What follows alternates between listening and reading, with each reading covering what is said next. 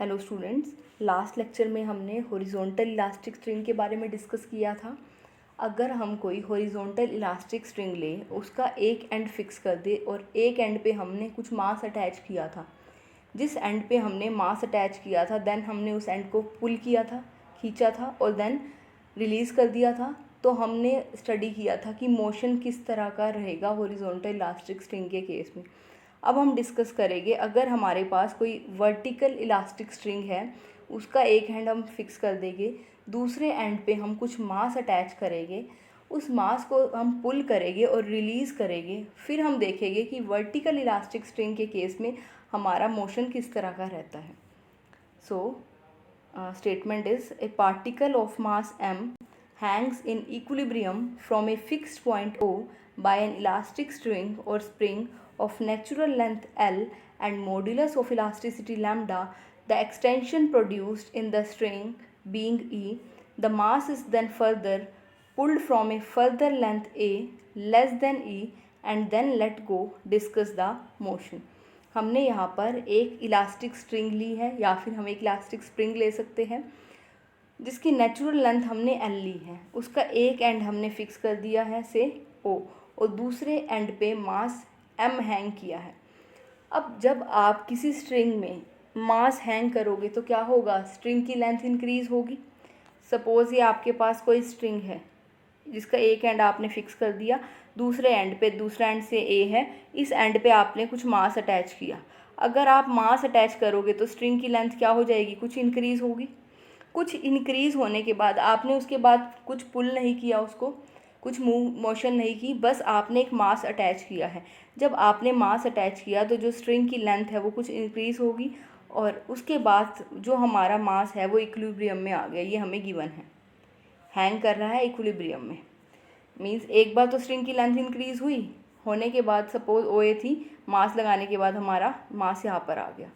उसके बाद हमारा जो है मास स्टेशनरी इक्विलिब्रियम पोजीशन में रहा। उसके बाद हमने क्या किया, इस मास को फर्दर पुल किया किसी लेंथ ए तक, ए डिस्टेंस तक हमने उसको फर्दर खींचा, फिर उसको छोड़ दिया, हमने फिर मोशन देखना है। सो यहाँ पर सबसे पहले तो हमने जब मास अटैच किया, एक बार तो उस मास को हमने पुल नहीं किया, उसको छोड़ दी, बस अटैच करने के बाद उसको छोड़ दिया। तो जब हम अटैच करेंगे तो कुछ एक्सटेंशन होगी स्ट्रिंग में, वो एक्सटेंशन हमने ले ली ई। ये ओ ए नेचुरल लेंथ है।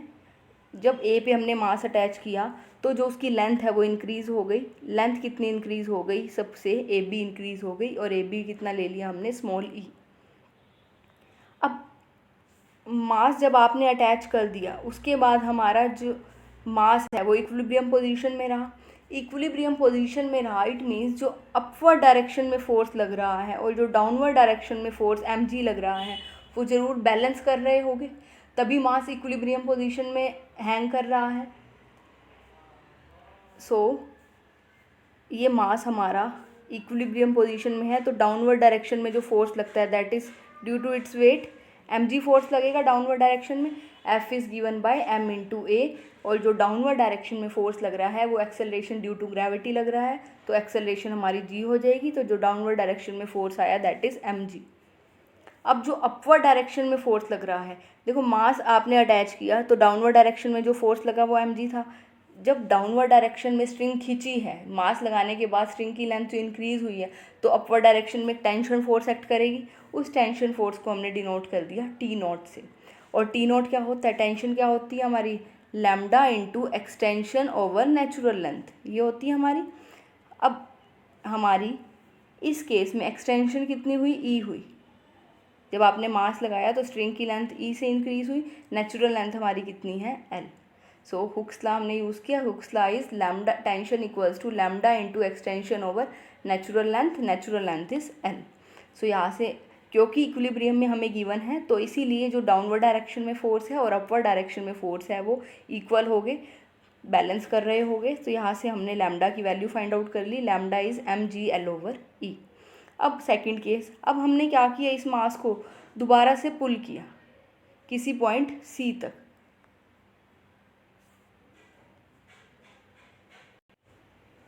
अब हमने इस मास को जब पुल किया, ओ ए हमारी नेचुरल लेंथ थी, यहाँ फिगर से देखिए, ए बी हमारा वो डिस्टेंस है जब हमने मास अटैच किया तो जो लेंथ में एक्सटेंशन हुई वो हमने ई ले ली, तो मास हमारा आ गया था बी पोजीशन पर। अब हमने इस मास को बी पोजीशन से पुल किया किसी डिस्टेंस ए तक, हमने इसको ए लेंथ तक पुल किया, से बी सी तक हमने इसको पुल किया, खींचा और फिर छोड़ दिया तो फिर ये क्या जाएगा, अपवर्ड डायरेक्शन में जाएगा। तो यहाँ पर हमारी, अगर हम यहाँ से पुल कर रहे हैं, देखो बी से आपने मास को पुल करना स्टार्ट किया, सपोज़ किसी बी से कहाँ तक लेके गए, सी तक लेके गए। जब आप बी से सी तक लेके जा रहे हैं तो किसी टाइम टी पर पार्टिकल की पोजीशन पी होगी। सो बी पी हमने ले लिया X, let this B P is X. यहाँ पर हम इक्वेशन ऑफ मोशन लिख सकते हैं पी पॉइंट पर। इक्वेशन ऑफ मोशन हमारी क्या होती है, force equals to mass into acceleration. अब यहाँ पर दो तरह के फोर्स लग रहे हैं, एक तो डाउनवर्ड डायरेक्शन में ड्यू टू इट्स मास की वजह से एक फोर्स लग रहा है, और एक अपवर्ड डायरेक्शन में फोर्स लग रहा है। अपवर्ड डायरेक्शन में फोर्स क्यों लग रहा है, जब आप मास को नीचे खींच रहे हो तो एक टेंशन एक्ट करेगी अपोजिट डायरेक्शन में, उसको हमने डिनोट कर दिया टी से। ये हमारी है टेंशन टी।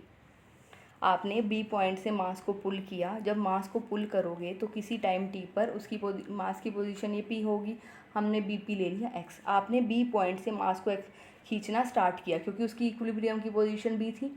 बी पॉइंट से जब आपने उसको स्ट्रेच करना स्टार्ट किया, आप सी तक लेके गए, तो किसी टाइम टी पर आपने पोजीशन पी ले ली, बी पी को हमने एक्स ले लिया। अब इक्वेशन ऑफ मोशन लिखने के लिए हमें फोर्स पता हो, और नेट फोर्स यहाँ पर क्या होगा, क्योंकि एक फोर्स लग रहा है डाउनवर्ड डायरेक्शन में ड्यू टू इट्स मास, और एक टेंशन फोर्स लगेगा अपवर्ड डायरेक्शन में, उसको हमने टी से डिनोट किया। अब यहाँ पर क्योंकि मास नीचे जा रहा है, आप नीचे खींच रहे हो बॉडी को, तो जो डाउनवर्ड डायरेक्शन में फोर्स है वो ज़्यादा होगा अपवर्ड डायरेक्शन से। सो जो नेट फोर्स होगा वो हो जाएगा एम जी माइनस जो अपवर्ड डायरेक्शन में टेंशन फोर्स एक्ट कर रहा है। So net force is M G minus T. So mass into acceleration equals to net force. ये हमारा second law of Newton second law है। टेंशन हमारी क्या होगी, tension is lambda into extension over original length. Original length तो L ही थी, अब एक्सटेंशन कितनी हुई, ओरिजिनल लेंथ एल थी, यहाँ तक थी ओरिजिनल लेंथ। अब उसके बाद ये ई भी एक्सटेंशन हुई थी, ये स्ट्रिंग की नेचुरल लेंथ तो नहीं थी, ये ई भी एक्सटेंशन हुई। हम स्टडी कर रहे हैं पी पॉइंट पर, हम सी पर नहीं स्टडी कर रहे हैं, हमने जस्ट खींचा है बी पॉइंट पर, हम इक्वेशन ऑफ मोशन ले रहे हैं। तो यहाँ से यहाँ तक एक्सटेंशन हुई, ये एक्सटेंशन कितनी हो गई, ई प्लस एक्स। यहाँ से यहाँ देखो आप, ओ से ए तक तो नेचुरल लेंथ थी, उसके बाद ये ई डिस्टेंस भी एक्सटेंशन है, उसके बाद आप मास को किसी पी पॉइंट तक ले गए और बी पी क्या है एक्स, तो एक्सटेंशन टोटल कितनी हो गई, E plus X. So tension आपने लिख ली, T is lambda into E plus X over L by Hooke's law. So इसको आप सिंप्लीफाई कर लेंगे, लैम्डा की वैल्यू आपने यहाँ से पुट कर दी, lambda is M G L over E. So यहाँ पुट कर दिया, इसको सिंप्लीफाई कर दिया, एल से एल कैंसिल हो जाएगा, एक टर्म एम जी से एम जी कैंसिल हो जाएगी। सो हमारे को ये मिला minus M G X over E. So M से एम अगेन कैंसिल हो जाएगा, लेफ्ट साइड पे जो ये एम है और राइट साइड पे एम है। So D two X over D T square is minus G X over E. अब इसको हमने जी ओवर ई को क्या पुट कर दिया, म्यू। ये हमारी इक्वेशन किस फॉर्म की बन गई, D two X over D T square equals to minus mu X की फॉर्म की, where mu is G by E. So अगर इक्वेशन ऑफ मोशन हमारी इस तरह की आ रही है तो यहाँ से हम क्या कह सकते हैं, हमारा जो मोशन है वो किस तरह का है, सिंपल हार्मोनिक मोशन है। और कहाँ से आपने पुल करना स्टार्ट किया, जहाँ से आप स्ट्रेच मास को खींचते हैं, मास को आपने यहाँ से स्ट्रेच किया बी पॉइंट से, तो यहाँ से लेकर कहाँ तक खींचा, सी तक। देखो सबसे पहले तो जहाँ से आप मास को स्ट्रेच करना स्टार्ट करते हो वो हमारा होता है मीन पॉइंट, वो होता है सेंटर ऑफ ऑक्सीलेशन। आप यहाँ से खींच रहे हैं तो यहाँ से नीचे तो जाएगा और फिर इससे ऊपर भी जाएगा, वो हमारा होता है मीन पोजीशन, जहाँ से आपने स्ट्रेच करना स्टार्ट किया। और अगर हम इसी में एम्पलीट्यूड की बात करें, एम्पलीट्यूड का क्या होता है, हमने जहाँ से हमने स्ट्रेच करना स्टार्ट किया और जहाँ तक स्ट्रेच किया, आप सी तक स्ट्रेच किया, आपने मास को सी तक स्ट्रेच किया, तो बी सी हमारा क्या हो जाएगा, एम्पलीट्यूड हो जाएगा। सो जब भी आपको एम्पलीट्यूड निकालना हो, आपने ये देखना है आपने किस पोजीशन से स्ट्रेच करना स्टार्ट किया और किस पोजीशन तक उसको स्ट्रेच किया। सो हमारा बी क्या हो जाएगा, सेंटर ऑफ ऑक्सीलेशन हो जाएगा। और जो हमारा मोशन है वो कैसा हो गया, हमने यहाँ से देख लिया, इक्वेशन ऑफ मोशन से सिंपल हार्मोनिक मोशन हो जाएगा।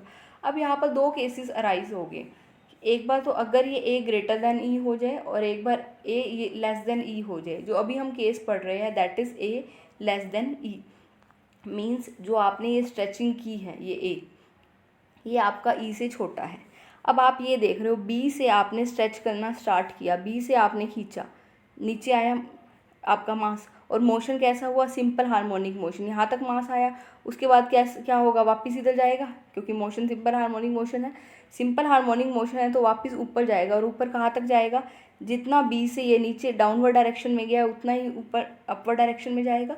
सिंपल हार्मोनिक मोशन में यही होता है। आपका सपोज ओ से सिंपल हार्मोनिक मोशन है तो मास को आप यहाँ पर लेके आए, अब अगर आप रिलीज़ करते हो तो क्या होता है, वापस उतना ही वो बैकवर्ड डायरेक्शन में जाता है, ए डैश।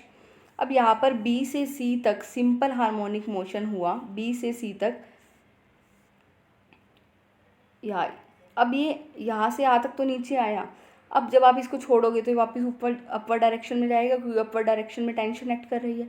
कितना ऊपर जाता है, जितना ये नीचे आया, नीचे कितने आया ए, तो ऊपर भी कितना जाएगा, ए तक जाएगा। ए क्या है, लेस देन ई है, ए आपका ई से छोटा है। अगर हम यहाँ दिखने में बड़ा दिख रहा है फिगर में, बट आप इसी तरह से इसको ड्रॉ करना, ए लेस देन ई हो, ये क्योंकि पी पॉइंट क्लियरली दिखाने के लिए यहाँ हमने थोड़ा बड़ा इसको कर दिया, बट ये आप ध्यान रखना ए आपका लेस देन ई है तो ये अपवर्ड डायरेक्शन में भी ए लेंथ ही कवर करेगा से यहाँ तक, अगर ए यहाँ तक है तो। सपोज ये आपका ए डिस्टेंस है, ए लेस देन ई है, अगर ये पूरा ई है तो ए उससे छोटा होगा। सो यहाँ से यहाँ तक हमारा मोशन कैसा रहेगा, सिंपल हार्मोनिक मोशन, ए तक आएगा, फिर नीचे जाएगा, फिर ऊपर जाएगा, इस तरह से मोशन रहेगा। सो motion is simple harmonic motion, तो मास आपका ए से ऊपर नहीं जाएगा और ए ही आपका एम्पलीट्यूड हो जाएगा, क्योंकि यहाँ से आपने खींचना स्टार्ट किया, यहाँ तक इसको स्ट्रेच किया, जितना आप स्ट्रेच करते हो वो आपका एम्पलीट्यूड हो जाता है, तो स्मॉल ए एम्पलीट्यूड हो जाएगा। यहाँ तक आपका मास इधर तक जाएगा, ए से ऊपर नहीं जाएगा, मीन्स ए इसको क्रॉस नहीं करेगा, क्योंकि ए आपका लेस देन ई है। इतना ए डाउनवर्ड में जा रहा है तो ए ही अपवर्ड में जाएगा। सो अब हम अगर इक्वेशन ऑफ मोशन हमारा सिंपल हार्मोनिक मोशन है तो टाइम पीरियड लिख सकते हैं। Time period is 2π/√μ, 2π/√μ, mu is this, यहाँ से हमने कंपेयर किया था, म्यू इज g/e। सो यहाँ पुट कर दी वैल्यू, और यहाँ से हम फर्दर ई की वैल्यू भी पुट कर सकते हैं। फर्स्ट इक्वेशन से हमने लैम्डा की वैल्यू निकाली थी, लैम्डा वाज mgl/e। सो यहाँ से हमने ई की वैल्यू पुट कर दी, ये हमारा आ गया टाइम पीरियड। टाइम पीरियड है तो हम मैक्सिमम वेलोसिटी निकाल सकते हैं। मैक्सिमम वेलोसिटी हमारी होती है √μ इंटू एम्पलीट्यूड, एम्पलीट्यूड ए है, सो √μ इंटू ए। देखो यहाँ से अगर हम वेलोसिटी निकालना चाहें, ये आपकी इस फॉर्म की बन गई है, d2x/dt² = -μx। अगर आप वेलोसिटी निकालना चाहो, ये एक्सेलरेशन है, तो आप इसको क्या करोगे, इंटीग्रेट करेंगे। वेलोसिटी का आपको एक और एक्सप्रेशन भी बताया था, लास्ट वीडियो में भी हमने डिराइव किया था। d2x/dt² को हम क्या लिख सकते हैं, v × dv/dx = -μx। ये है, आप क्या करोगे, वेरिएबल सेपरेट करोगे, वेरिएबल सेपरेट करके इंटीग्रेट कर दोगे तो वेलोसिटी का एक्सप्रेशन आ जाएगा। सेम उसी तरह जैसे आपने सिंपल हार्मोनिक मोशन के केस में भी किया था, इससे प्रीवियस आर्टिकल में भी किया था, तो हम डायरेक्ट ही लिख सकते हैं। वेलोसिटी आपकी क्या आएगी, वेलोसिटी का जो एक्सप्रेशन आएगा वो यही आएगा, v² = μa² - x², यही किया था हमने। और मैक्सिमम वेलोसिटी क्या होती है, जब x 0 हो जाए, x को 0 ले लेंगे तो v आ जाता है √μ इंटू एम्पलीट्यूड होता है, एम्पलीट्यूड या स्मॉल ए है। So this is maximum velocity. आप डायरेक्ट भी लिख सकते हो, अदरवाइज आप डिराइव भी कर सकते हो। जस्ट आपने यहाँ पर इसको v × dv/dx करके इंटीग्रेट करना है, वेलोसिटी का एक्सप्रेशन आ जाएगा। और मैक्सिमम वेलोसिटी के लिए x को 0 ले लेंगे। नेक्स्ट इज, इसी का ही पार्ट है, a light elastic string of natural length L has one end of it fixed at O and to other end is attached a mass m which is in the state of equilibrium which stretch the string by length e. The mass is pulled down a distance a greater than e below the equilibrium position. Discuss the motion of the mass. हमें मास का motion discuss करना है। देखो यहाँ पर फ़र्क क्या है, सेम है, बस ये क्या है, a ग्रेटर देन e है, और वहाँ पर क्या था, फर्स्ट केस में a लेस देन e था। देखो अगर a ग्रेटर देन e है, जैसे यहाँ पर आपको दिख ही रहा है, देखो b के अबाउट आपका मोशन कैसा है, सिंपल हार्मोनिक मोशन, वो आपने प्रूव कर दिया है। सेम इस आर्टिकल में भी आप प्रूव कर लोगे, कोई डिफरेंस नहीं है। डिफरेंस आएगा जस्ट a को आपने क्या लेना है, ग्रेटर देन e। जब ये ए यहाँ तक आपने मास को पुल किया, यहाँ तक नीचे आएगा, फिर ये क्या करेगा, अपर डायरेक्शन में जाएगा। कितना ऊपर जाएगा, ए डिस्टेंस तक ही जाएगा। और ए क्या है आपका, ग्रेटर देन ई है, तो ई से ई को क्रॉस कर लेगा। ये ई डिस्टेंस तो आपका ए तक है, यहाँ तक ई है, बट ये कितना ऊपर जाना है, इसने ए ऊपर जाना है, ए डिस्टेंस तो ऊपर जाना है। तो सपोज़ ये अगर लेंथ ए है तो ये यहाँ तक अपर डायरेक्शन में जाएगा। इस पॉइंट बी पॉइंट के अबाउट आपका मोशन सिंपल हार्मोनिक मोशन है। ये इसका एम्पलीट्यूड है, इतना ही इधर जा रहा है तो इतना ही ऊपर जाएगा। और ए आपका ई से अब हमने क्या लिया, बड़ा लिया, तो ये ए को क्रॉस कर जाएगा। इस केस में ए को क्रॉस कर जाएगा।